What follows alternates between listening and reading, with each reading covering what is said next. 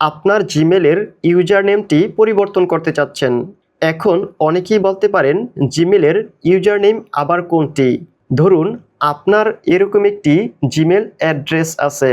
এই জিমেলের যে নামটি আছে এই নামটি হলো আপনার জিমেলের ইউজার নেম।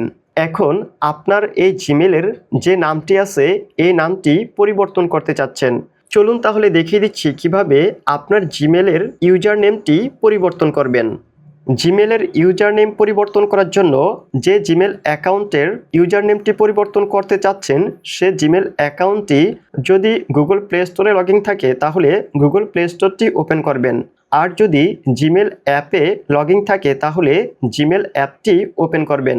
আমি গুগল প্লে স্টোরটি ওপেন করছি।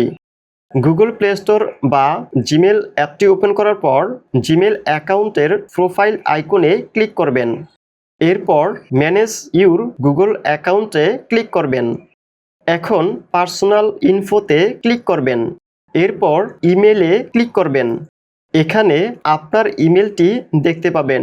এখান থেকে ইমেলটিতে ক্লিক করবেন। জিমেলটিতে ক্লিক করার পর আপনার ফোনে যে লকটি দিয়ে রেখেছেন আপনি আপনার ফোনের লকটি দিয়ে দিবেন, অথবা আপনার ক্ষেত্রে এই জিমেল অ্যাকাউন্টের যে পাসওয়ার্ডটি রয়েছে সেই পাসওয়ার্ডটি চাইতে পারে।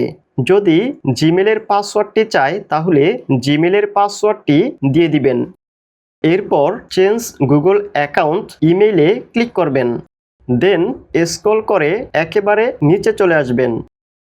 এখন আমি আপনাকে বেশ কিছু প্রশ্নের উত্তর দিব যেগুলো হয়তোবা আপনি আমাকে স্বাভাবিকভাবে করতেন।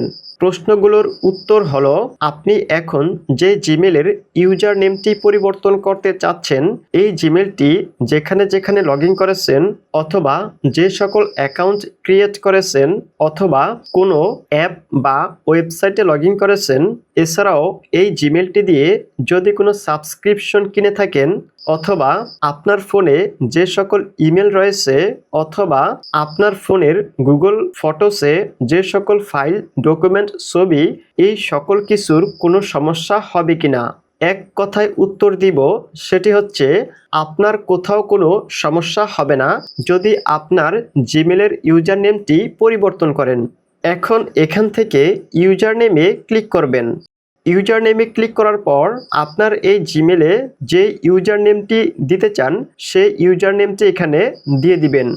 আপনি যে নামটি দিয়েছেন যদি এই নামটি না নেয় তাহলে এই নামের সাথে কোন সংখ্যা বা নাম্বারটি দিলে আপনার এই ইউজার নেমটি গুগল নিবে সেই নামটি এখানে নিচে দেখতে পাবেন। এখান থেকে নিচে যে নামটি দেখাবে এই নামটি দিলেই আপনার এই ইউজার নেমটি নিয়ে নিবে। আমি এখানে একটি ইউজার নেম দিয়ে দিচ্ছি।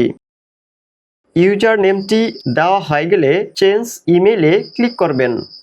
এখন কারেন্ট ইমেলের ঘরে আপনার বর্তমানে যেই জিমেল অ্যাড্রেসটি রয়েছে সে জিমেল অ্যাড্রেসটি দেখতে পাবেন এবং তার নিচে নিউ এর ঘরে এখন যে ইউজার নামটি দিয়েছেন সেই ইউজার নেমটি দেখতে পাবেন।